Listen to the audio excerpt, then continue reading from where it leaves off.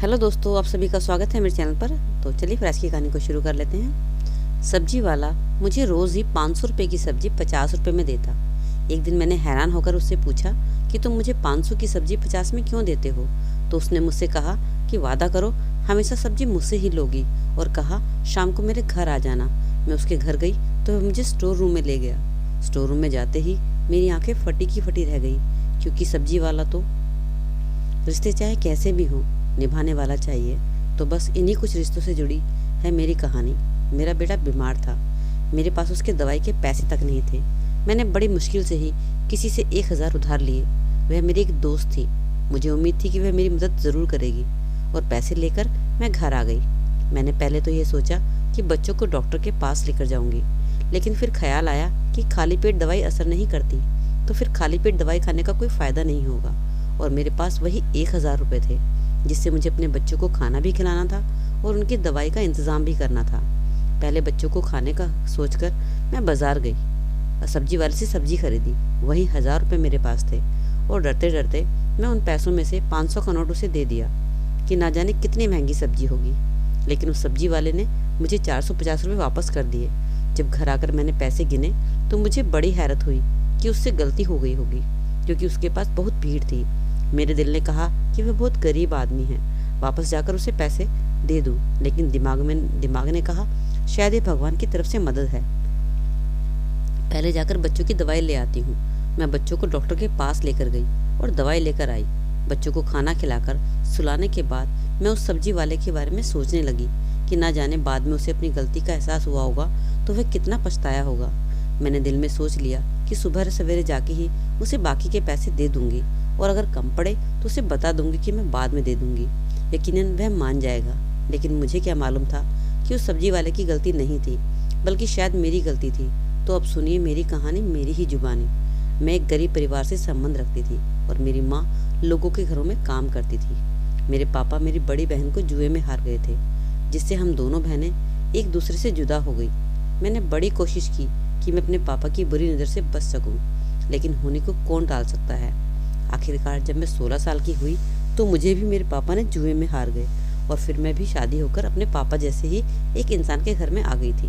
मैं अपनी माँ की तरह लोगों के घरों में काम करती थी और अपनी कमाई अपने जालिम पति के हाथों में दे देती थी। उसकी मार से बचने के लिए तरह तरह की कोशिशें करती, कभी कपड़ों की पोटली में पैसे छुपाती तो कभी राशन के डिब्बों में, लेकिन वह फिर भी मेरी कमाई मुझसे छीन ही ले जाता था। मेरे 3 बच्चे थे, और मुझे खुशी इस बात की थी कि भगवान ने मुझे तीनों बेटे दिए थे। कोई बेटी नहीं थी। अगर बेटी होती तो जिस तरह मेरे बाप ने मुझे जुए में हारा था, उसी तरह मेरा पति अपनी बेटी को भी बेच देता। इसी तरह समय गुजरता गया और मेरी जिंदगी यूं ही चलती रही। मेरा पति कई दिनों तक घर नहीं आता था। कभी हफ्तों बाद मेरे पति को मेरे घर की याद आती तो वह घर आ जाता, और जो भी कीमती सामान उसे नजर आता तो उसे उठाकर वह बेच देता। अगर उसे कुछ भी नहीं मिलता तो वह मेरे साथ मारपीट करने लगता, और अगर मेरे बच्चे मुझे बचाने की कोशिश करते तो वह बच्चों को भी मारने लगता। मुझे बस इस बात का सुकून था कि मेरा घर अपना था, क्योंकि मेरे ससुर जी ने मेरी शादी के बाद ही अपने बेटे की हरकतों को देखते हुए यह घर मेरे नाम कर दिया था। उन्होंने अपने जीते जी यह काम बहुत अच्छा किया। कम से कम मेरे बच्चों के सर पर छत तो है जो उनका बाप छीन नहीं सकता। मेरे आसपास के घरों में जो भी औरतें थी वह भी मेरी ही जैसी थी, मेहनत करती और अपने बच्चों का पेट पालती थी। एक दिन मुझे काम करने के लिए अपने घर से कुछ दूर जाना था, इसलिए मैंने बच्चों को आंगन में बिठा दिया और घर पर ताला लगा दिया, क्योंकि मेरा पति तो घर पर ही रहता ही नहीं था। सोचा कि मैं 2-3 घंटे में घर वापस आ जाऊंगी। मैंने अपने बड़े बेटे से कहा कि अपने दोनों छोटे भाई का ख्याल रखना और खुद का भी ख्याल रखना, मैं कुछ देर में आ जाऊंगी, इसलिए तुम तीनों आंगन में ही खेलना। और मैं घर से निकल गई। जब मैं कुछ दूर तक पहुंची तो एक कार ने एक बच्चे को टक्कर मार दी, और उसी वक्त जोरदार बारिश भी शुरू हो गई। मैंने किसी तरह उस बच्चे को हॉस्पिटल पहुंचाया और कुछ देर तक वहीं रुक गई। डॉक्टर ने बताया कि वह बच्चा अब खतरे से बाहर है। मैंने चैन की सांस ली। अच्छा हुआ कि वह बच्चा अब ठीक हो जाएगा। मैं जब अस्पताल से निकल रही थी तो देखा कि अभी तक बारिश हो रही है। तब मुझे अचानक से याद आया कि मेरे बच्चे घर में अकेले हैं। मैं दौड़ती हुई घर पहुंची। जब मैंने घर पहुंचकर देखा तो तीनों बच्चे पूरी तरह से बारिश में भीग रहे थे। मैंने जल्दी से घर का दरवाज़ा खोला और तीनों बच्चों को अंदर ले गई। तीनों बच्चों की हालत बहुत ही खराब थी, पर फिर भी ऊपर वाले का शुक्र है तीनों बच्चों में से 2 बच्चे की तबीयत ठीक हो गई, लेकिन मेरी छोटी लड़की की तबीयत ठीक नहीं हो रही थी। और आज उस छोटे लड़के की बीमारी की वजह से मैंने एक ईमानदार इंसान का हक मार लिया था और यह चीज़ मुझे चैन नहीं लेने दे रही थी। कुछ दिन बाद जब बेटे की तबीयत कुछ बेहतर हुई और मुझे तनख्वाह मिल गई तो मैंने सोचा कि मुझे सब्जी वाले का उधार चुकता कर देना चाहिए। मुझे कुछ सब्जी भी चाहिए थी, इसलिए मैं दोबारा बाजार गई। सब्जी वाले ने मुझे देखकर भी अनदेखा कर दिया और बाकी ग्राहकों को सामान देने लगा। मुझे उसके रवैये पर बहुत अजीब लगा।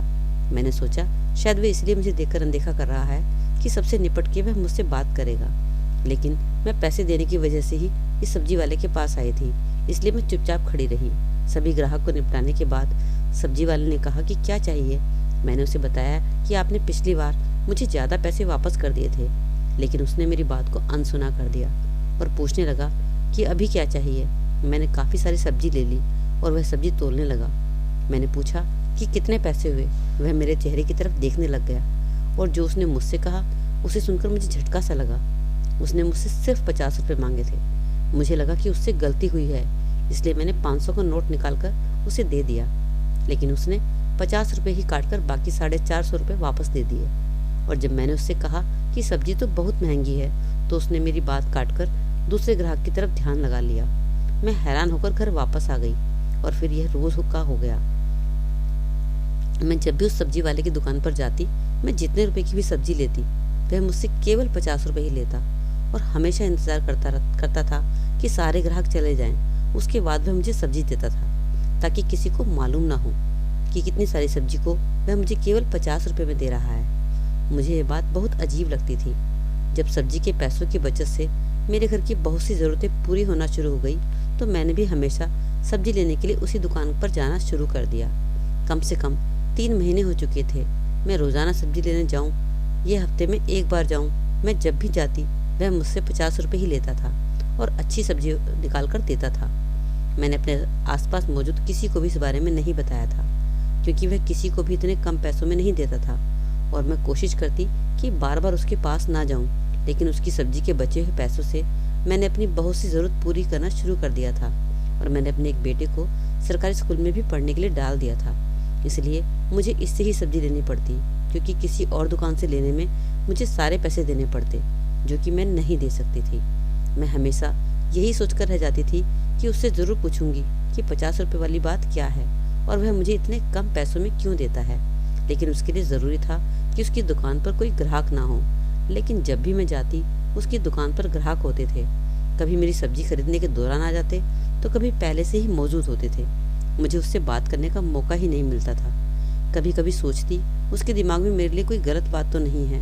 मैं तो एक औरत थी, मुझे अंदाज़ा हो जाता अगर उसकी कोई गलती, उसकी नज़र गलत होती, लेकिन उसका ऐसा कोई इरादा नहीं था, क्योंकि वह मुझे नज़र उठाकर भी नहीं देखता था, बल्कि वह तो किसी भी औरत को नज़र भरकर भी नहीं देखता था और यह बात उसकी शराफत की दलील थी। सवाल यह था कि अगर वह मेरी गरीबी की वजह से तरस खाकर मेरी मदद करना चाहता था तो ऐसे तो बहुत से लोग थे जिनको मदद की ज़रूरत थी। लोग तो ऐसे भी थे जो 2-3 दिन तक भूखे रहते थे, तो वह उन लोगों की मदद क्यों नहीं करता, मेरी मदद क्यों करता है। यह बात मुझे सोचने पर मजबूर करती थी और मेरे हर सवाल का सिर्फ सब्जी वाले के पास ही जवाब था, लेकिन मुझे उससे बात करने का मौका नहीं मिल रहा था। एक दिन जिस घर में मैं काम करती थी वहाँ पर कोई बहुत बड़ी दावत थी। मालकिन ने मुझसे कहा कि मैं बाजार से सब्जी ले आऊँ। मेरे कदम खुद ब खुद उस दुकान की तरफ बढ़ने लगे। मैंने सोच लिया कि आज तो अच्छी खासी सब्जी चाहिए जो कम से कम 3000 की होगी। आज सब्जी वाला क्या करेगा। मैंने जब उसे सब्जी की लिस्ट दी तो उसने मुझे उसके चेहरे पर हैरत नजर आई, लेकिन फिर उसने खामोशी से सब्जी तोलना शुरू कर दिया और जब पैसों की बारी आई तो मैंने उसके हाथ में 5000 रुपये दे दिए जो मुझे मालकिन ने दिए थे। लेकिन हमेशा की तरह जब उसने 5000 में से भी सिर्फ 50 रुपये काटकर बाकी रकम मुझे वापस करने लगा तो मैंने उससे कहा कि मैं यह सब्जी अपनी मालकिन के लिए लेकर जा रही हूँ। वह हैरान होकर मुस्कुराने लगा और उसने सारी सब्जी पैसे काटकर 2000 मुझे वापस कर दिए। अब मैं समझ गई थी कि वह सिर्फ कम पैसे में मुझे ही सब्जी दे रहा था। दुकान पर उसकी उस समय कुछ ग्राहक भी मौजूद थे, इसलिए मैं उससे कोई सवाल न कर सकी। आज मैं पूरा दिन दावत में लगी रही। अगले 2 दिन तक इसी तरह बिजी रही और उस दुकान वाले सब्जी लेने के लिए ना जा सकी और ना ही अपनी बात करने के लिए। अगली बार जब मैं दुकान पर गई तो उस सब्जी वाले की दुकान पर एक लड़का भी था।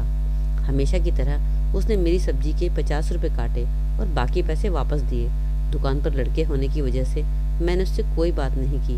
वह लड़का शायद उसी का लड़का था। कुछ दिनों बाद मैं फिर से सब्जी लेने गई तो वही लड़का दुकान पर था। आज वह सब्जी वाला नहीं था। मुझे हैरानी जब हुई जब उसने भी मुझे सारी सब्जियां सिर्फ 50 रुपए में दे दी।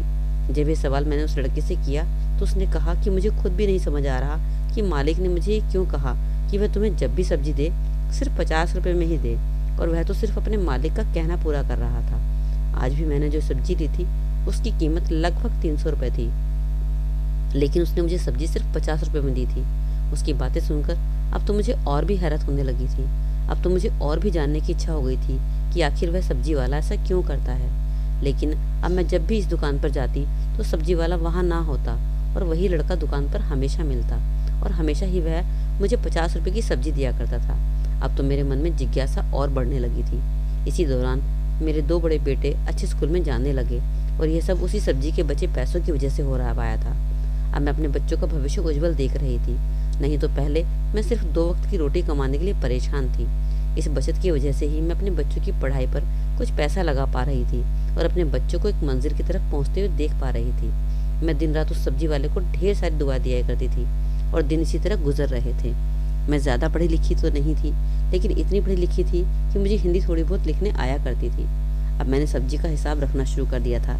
मैं मन ही मन सोच रही थी कि जब भी कभी मेरे पास बहुत सारे पैसे होंगे तो मैं सब्जी वाले का सारा उधार चुका दूंगी। यह राज मैंने अपने बच्चों को से भी छुपाया था, क्योंकि मैं जानती थी अगर मैं बच्चों को यह राज बताऊंगी तो अपने दोस्तों को जरूर बताएंगे और यह बात मेरी इज्जत के लिए सही नहीं थी। मेरे चरित्र पर भी बात आती, इसलिए मैंने राज अपने बच्चों से भी छुपाया, क्योंकि मैं गरीब जरूर थी लेकिन इज्जतदार थी और मैं अपनी इज्जत पर कोई आंच नहीं आने देना चाहती थी। क्योंकि यह बात किसी और को भी पता चलती तो वह सबसे पहले मुझसे ही सवाल करता कि आखिरकार वह सब्जी वाला तुम्हें कम पैसे में सब्जी क्यों देता है। और इस तरह टाइम गुजरते गुजरते 8 महीने बीत गए, लेकिन अभी तक भी मुझे मेरे सवालों का जवाब नहीं मिला था। मैं जब भी सब्जी लेने जाती तो हमेशा दुकान पर कोई ना कोई होता और मैं अपना सवाल नहीं कर पाती। एक दिन मैं अपने काम से घर आ रही थी तो मैंने सोचा कि घर के लिए सब्जी ले लेती हूँ, और आज मेरी किस्मत अच्छी थी कि उस दुकान पर वह लड़का भी नहीं था। खुद सब्जी वाला ही मौजूद था और ना ही कोई ग्राहक था। मैंने तुरंत जाते ही सबसे पहला सवाल यही किया कि तुम मुझे 50 रुपए में सब्जी क्यों देते हो, क्योंकि मैं अपना समय गंवाना नहीं चाहती थी। मैंने उससे कहा कि मुझे ये राज जानना है कि तुम मुझे सब्जी इतने कम पैसों में क्यों देते हो और उसका क्या कारण है, और तुम मेरी मदद क्यों कर रहे हो। तब सब्जी वाले ने मुझसे कहा कि क्या मेरी इतनी सी मदद से तुम्हारी कोई मदद हो रही है। तो उसने कहा कि हाँ, मैंने अपने बच्चों की स्कूल में इन पैसों से मदद की है, और दूसरा मैंने घर में कुछ छोटी मोटी चीज़ भी ले ली है जो मैंने अपने पति से बचा कर रखी है। और फिर उसने यही कहा कि हाँ, मैं भी यही चाहता था। मैंने कभी भी तुम्हारी तरफ गंदी नज़र से नहीं देखा और यह बात तुम भी अच्छी तरह जानती हो। मैं तो सिर्फ तुम्हारी मदद करना चाहता था, लेकिन मेरे मन में सवाल अभी भी था, आखिर इतने सारे लोगों की मदद ना करके वह मेरी मदद ही क्यों करना चाहता था। क्योंकि हमारे मोहल्ले में मेरी तरह और भी गरीब लोग थे जो सब्जी वाले से सब्जी लिया करते थे। फिर आखिरकार क्यों उसने मेरी ही मदद की। और जब मैंने उससे फिर से यही सवाल किया तो वह थोड़ा सा घबरा गया और कहने लगा कि मैं तुम्हारे सवाल का जवाब नहीं दे सकता। मेरी लाख कोशिश करने पर भी उसने मेरे सवाल का जवाब नहीं दिया। अब मुझे गुस्सा आने लगा था। मैंने गुस्से में कहा कि अगर तुम मुझे इस सवाल का जवाब नहीं दोगे तो आगे से मैं तुम्हारे से सब्जी नहीं लूँगी। तब उस सब्जी वाले ने कहा कि नहीं, मैं सवाल का जवाब तुम्हें बता दूंगा, लेकिन सब्जी तुम मेरे यहाँ से ही लोगी। मैंने उससे वादा कर लिया कि मैं सब्जी तुमसे ही लूँगी। उसके बाद उसने मुझसे कहा कि कल से तुम शाम को मेरे घर पर चली आना, तुम्हारे सारे सवालों का जवाब मैं वहीं पर दूंगा। उसने जल्दी जल्दी अपना घर का पता बताया, लेकिन मैं उसके घर नहीं जाना चाहती थी। मैं अपने सवालों के जवाब यहीं लेना चाहती थी। मैंने उसे साफ इनकार कर दिया। मैं उससे बातें ही कर रही थी कि एक ग्राहक आ गया और मैं उसके आते ही चुप हो गई और मैंने अपनी सारी सब्जियां उठाई और अपने घर आ गई। लेकिन पूरी रात मुझे नींद नहीं आई। बस मैं यही सोचती रही कि सब्जी वाला मुझे अपने घर क्यों बुलाना चाहता है, और वह भी शाम के वक्त, रात के टाइम। मैं अजीब कश्मकश में थी। अगर मैं नहीं जाती तो मेरे सवालों का जवाब नहीं मिलता, और अगर मैं जाती तो शायद वह न जाने मेरे साथ क्या कर देता, क्योंकि मर्द का क्या भरोसा, कब शैतान जाग जाए। और वैसे भी मुझे अब तक जितने भी मर्द मेरी ज़िंदगी में मिले थे सब गलत थे। बस एक सब्जी वाला थोड़ा ठीक था। मेरी सारी रात यही सोचने में गुजर गई कि मैं जाऊं या नहीं, और सुबह उठकर मैंने फैसला किया कि मैं उसके घर जाऊंगी। मैंने सोचा कि मैं इतनी भी कमज़ोर नहीं हूँ कि अगर वो मेरे साथ कुछ गलत करे तो मैं अपनी हिफाजत ना कर पाऊँ। अब मुझे भी शाम का इंतज़ार था।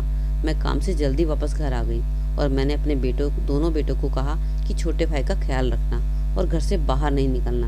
मैंने अपनी कुर्ती की जेब में एक छोटी सी छुरी भी छुपा ली अपनी हिफाजत के लिए और उसके घर के लिए निकल पड़ी। मैं जैसे जैसे उसके घर करीब पहुंच रही थी वैसे वैसे मेरा दिल धक धक कर रहा था। उसके घर के दरवाजे के पास पहुंचकर एक पल के लिए तो लगा कि मैं पलट जाऊं और जैसा चल रहा है चलने दूं। आखिर मुझे ज़रूरत क्या है ये सब पता करने की? मेरी तो मदद ही हो रही है। मेरे बच्चों के अच्छे स्कूल में एडमिशन हो गया है, घर का खर्च चल रहा है, लेकिन मेरी अंतरात्मा मुझे बार बार कह रही थी कि नहीं, मुझे अंदर जाकर पता करना चाहिए कि आखिर बात क्या है। मैंने दरवाज़ा खटखटाया। दरवाज़ा खटखटाने के साथ साथ मेरा दिल ज़ोरों से धड़क रहा था। मुझे लग रहा था कि मैंने यहाँ आकर शायद गलती कर दी है और इससे पहले कि मैं पलटती दरवाज़ा एकदम से खुल गया। दरवाज़ा खुला तो सामने सब्जी वाला खड़ा था। वह मुझे देखकर मुस्कुराने लगा और कहने लगा, अंदर आ जाइए। और अब जब मैं यहाँ तक आ गई थी तो मैं अब अंदर जाने से पीछे नहीं हटने वाली थी। मैंने चुपके से अपनी कुर्ती में छुरी पर हाथ रखा और उसकी पकड़ मजबूत कर ली और अंदर चली गई। अंदर जाते ही उसने कमरे की जैसे ही लाइट ऑन की, मेरी नज़रें सामने चीज़ पर पड़ी और उस चीज़ को देखकर मेरे सर पर आसमान गिर पड़ा। जब मेरे माता पिता ने मुझे मेरे पति के हाथों बेचा था, उस दिन के बाद से आज तक मैं अपने माँ बाप और अपनी बहन से नहीं मिली थी। मुझे नहीं पता था कि वे किस हाल में हैं। मैं तो उन्हें कभी याद भी नहीं किया करती थी। मैंने तो उन्हें मरा हुआ समझ लिया था।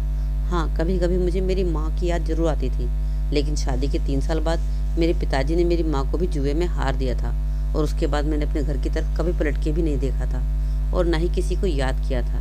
लेकिन मुझे नहीं पता था कि मेरे सामने फिर से वही लोग आकर खड़े हो जाएंगे। मैंने सामने देखा तो मेरे पिताजी खड़े थे। उन्हें देखकर मुझे और भी गुस्सा आया, क्योंकि जो हालात आज हमारे थे वह उन्हीं की वजह से थे, लेकिन उनकी हालत ऐसी थी कि उनसे तो कोई नफरत भी नहीं कर सकता था। उस सब्जी वाले ने मुझसे कहा कि पहचानो इनको। मैंने अपनी जबान एकदम से बंद कर ली। फिर उसने मुझसे कहा कि यह आदमी तुम्हारे पिताजी हैं और मेरे भी, मैं तुम्हारा भाई हूँ।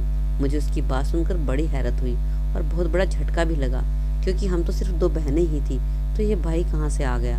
और एक बार फिर से मेरी नज़र मेरे पिताजी पर चली गई। उनकी हालत इस कदर बुरी थी, उनको लकवा मार गया था। वह ठीक से ना तो बैठ पा रहे थे, ना ही बोल पा रहे थे और ना ही सुन पा रहे थे। मुझे उन्हें देखकर आंखों में आंसू आ गए। वह भी शायद मुझसे कुछ बात करना चाह रहे थे, लेकिन नहीं कर पा रहे थे। उनकी आंखों में सिर्फ आंसू थे। और फिर मैंने सब्जी वाले से पूछा कि तुम कौन हो और मेरे पिताजी यहाँ कैसे हैं और तुम मेरे भाई कैसे हो सकते हो? हम तो सिर्फ 2 ही बहनें थी। तब वो सब्जी वाले ने बताया कि जब मैं 1 साल का था तो ये मेरी माँ को जुए में हार गए थे और वहीं दूसरी तरफ इन्होंने पहले एक औरत को जुए में जीता हुआ था, जो कि तुम्हारी माँ थी। उन्होंने तुम्हें हमसे अलग रखा था और भगवान का करिश्मा तो देखो कि तुम्हारी माँ मेरी माँ की बहन थी। जब उन्हें यह पता चला तो मुझे अपने घर ले आई और मेरी अच्छी परवरिश की। और जैसे ही मैं बड़ा हुआ तो मुझे पिताजी के बारे में सारी बात बताई और कहा कि तुम्हें अपने पिताजी के नक्शे कदम पर नहीं चलना है, और मुझे एक अच्छी परवरिश दी। और माँ का देहांत 3 साल पहले हो चुका है और तुम्हारी बड़ी बहन को भी मैंने बहुत ढूंढने की कोशिश की, और जब उसके बारे में पता चला तो वह इस दुनिया से जा चुकी थी। कुछ टाइम बाद पिताजी को लकवा मार गया।